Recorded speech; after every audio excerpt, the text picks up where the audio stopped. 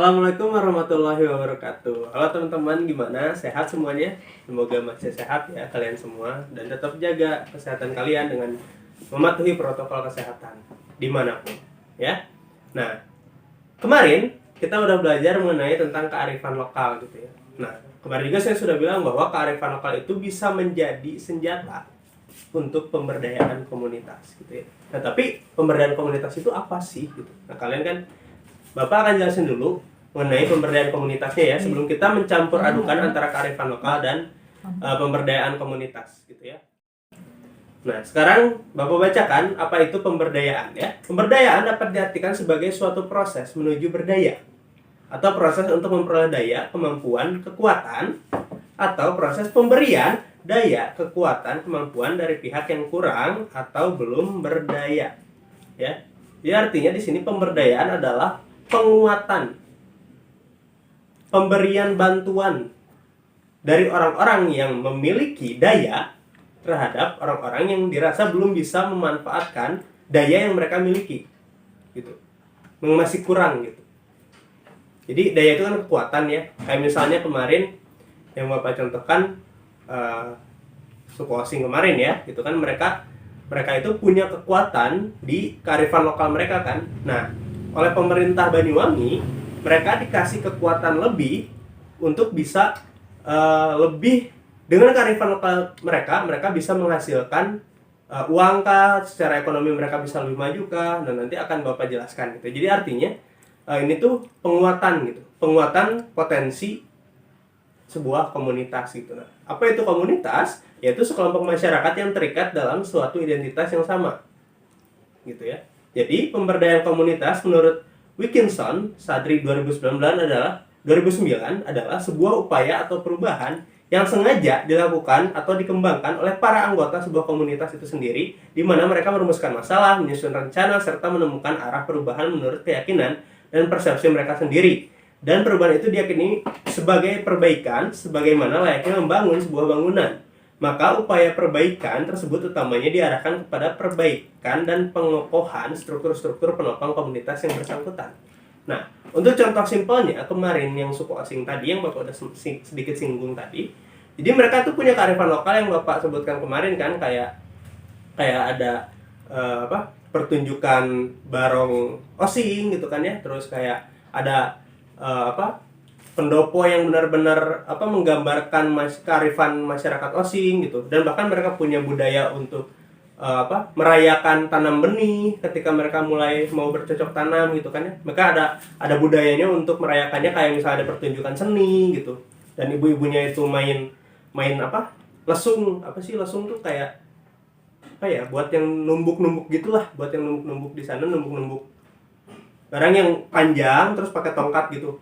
Mungkin kalian sering lihat ya contoh gambarnya gitu, yang ibu-ibu lagi melakukan hal itu gitu. Nah, itu tuh benar-benar dijadikan sebagai sesuatu yang bisa mereka jual, bisa mereka tunjukkan dan menghasilkan untuk desa Kemiren sendiri gitu, desa Osing di sana.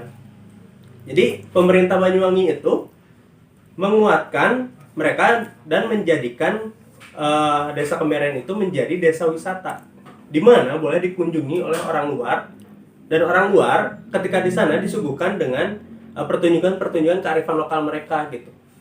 Nah, kayak waktu saya kemarin itu termasuk sedang berwisata gitu ke sana, sehingga ketika ada wisatawan datang, tentu secara ekonomi mereka akan meningkat karena mendapatkan pendapatan gitu. Jadi artinya mereka dengan kearifan lokal mereka diberdayakan gitu. Diberdayakan oleh pemerintah Banyuwangi gitu. Yang berpartisipasi mereka sendiri gitu. Dan bahkan ada juga orang-orang yang di sana itu bikin kayak pernak-perniknya gitu, pernak-pernik suku Osing gitu, sehingga dijual ketika ada wisatawan ke sana gitu. Jadi artinya mereka berhasil diberdayakan. Mereka tidak hanya memiliki kearifan lokal, tapi berhasil memberdayakan kearifan lokalnya mereka sendiri gitu. Jadi artinya ada manfaat lain dari kearifan lokal itu sendiri gitu. Jadi artinya mereka kearifan lokalnya dikuatkan kembali, dibantu oleh pemerintah Banyuwangi. Paham ya? Itu termasuk contoh pemberdayaan komunitas. Gitu ya. Nah, lalu tujuan pemberdayaan komunitas adalah membentuk individu dan masyarakat menjadi mandiri Kemandirian itu meliputi kemandirian bertindak, berpikir, dan mengendalikan apa yang mereka lakukan, gitu ya. Jadi diharapkan dengan adanya pemberdayaan ini masyarakat bisa lebih mandiri. Kayak tadi suku osing akhirnya bisa berpenghasilan sendiri dan menafkahi seluruh masyarakat desa Kemiren suku osing gitu. Dengan dijadikannya desa Kemiren itu sebagai desa wisata. Gitu. Itu termasuk pemberdayaan, ya. Lalu prinsip-prinsip pemberdayaan komunitas. Ketika suatu pemberdayaan komunitas dilaksanakan, masyarakat dapat mendapatkan keahlian dalam berbagai bidang. Hal ini penting agar tercipta upaya kemandirian sosial maupun kemandirian ekonomi. Jadi memang tadi pun tujuan masyarakat osing itu dijadikan desa wisata adalah untuk kemandirian ekonomi mereka sendiri gitu ya. Nah, lalu prinsip-prinsip pemberdayaan komunitas. Dharma dan Bhatnagar lebih lanjut mengungkapkan prinsip-prinsip pemberdayaan yang mencakup hal-hal sebagai berikut. 1. Minat dan kebutuhan. 2. Organisasi masyarakat bawah. Keragaman budaya, perubahan budaya, kerjasama dan partisipasi, demokrasi dan penerapan ilmu, belajar sambil bekerja, penggunaan metode yang sesuai, kepemimpinan, spesialis yang terlatih, segenap keluarga, lalu kepuasan, kurang kebaca. Nah, jadi artinya di sini bahwa pemberdayaan itu punya prinsip-prinsip yang harus dipenuhi dulu sebelum melakukan pemberdayaan tersebut. Yang pertama harus ada minat dan tahu minatnya dan tahu kebutuhan masyarakatnya gitu ya. Lalu ada organisasi masyarakatnya, terus keragaman budaya yang bisa dimanfaatkan untuk diberdayakan, gitu kan ya. Jadi itulah bisa kalian baca semuanya di sini gitu. Jadi artinya di sini prinsip-prinsip ini harus ditanamkan ketika kita akan mencoba melakukan pemberdayaan komunitas, gitu ya. Lanjut. Nah, siklus pemberdayaan komunitas. Pemberdayaan komunitas merupakan suatu kegiatan yang berkesinambungan dan diharapkan terjadi peningkatan kualitas dari satu tahapan ke tahapan setelahnya. Menurut Terry Wilson, terdapat 7 tahapan dalam siklus pemberdayaan komunitas, yaitu sebagai berikut. Tahap pertama itu bisa dilihat di sininya di gambarnya, di tabelnya. Tahap 1 adalah keinginan untuk merubah. Jadi harus muncul keinginan untuk mau berubah gitu. Kalau bisa dibilang dulu kan yang Bapak contohkan lagi, yang Bapak pernah kesana, masyarakat osing itu mereka itu punya kearifan lokal tapi belum tahu bagaimana cara memanfaatkan kearifan lokal itu gitu. Sehingga bisa membuat mereka menjadi lebih baik, berubah gitu. Nah, pada akhirnya dibantulah oleh pemerintah Banyuwangi gitu kan ya. Akhirnya mereka jadi desa wisata. Jadi keinginan berubahnya itu, yang tahap pertama itu harus ada keinginan untuk berubah gitu. Yang kedua, melepaskan halangan-halangan. Jadi artinya di sini kan biasanya ketika kita mau berubah itu ada halangan, misalnya ada pemikiran-pemikiran yang kolot yang tidak mau menerima tidak mau menerima budaya luar masuk misalnya. Artinya tertutup gitu. Tertutup terus nggak mau berkembang. Jadi artinya di sini kita harus melepaskan halangan-halangan tersebut gitu.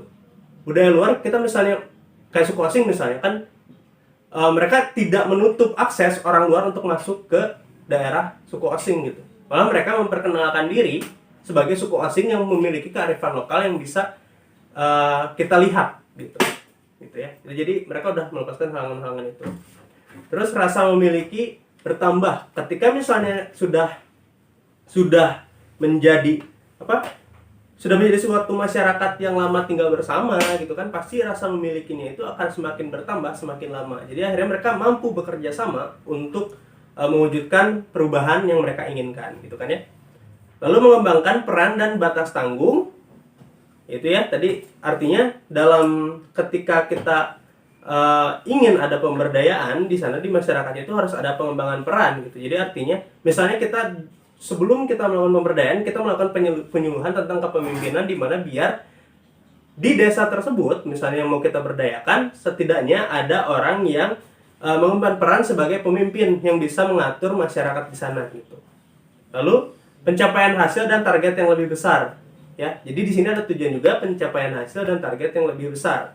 Jadi tidak hanya untuk memperkenalkan saja, tapi ada target yang memperkenalkan budaya saja, tapi ada target yang memang ingin dicapai, misalnya peningkatan dalam hal ekonomi misalnya gitu kan ya.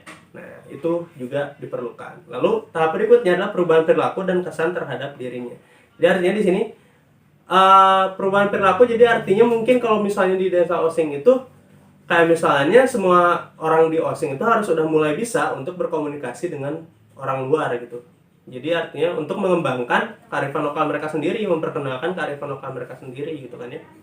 Lalu tahap tertantang untuk upaya lebih gitu. Jadi ketika misalnya udah mulai seperti itu, udah punya tahap itu semua dilewati, pasti ada rasa ingin lebih lagi, tertantang lagi untuk bisa mengembangkan kearifan lokal mereka untuk lebih dikenal di seluruh Indonesia misalnya. Misalnya dengan mulai untuk memberitahukan tentang info kearifan lokal mereka melalui media sosial gitu ya, melalui internet gitu.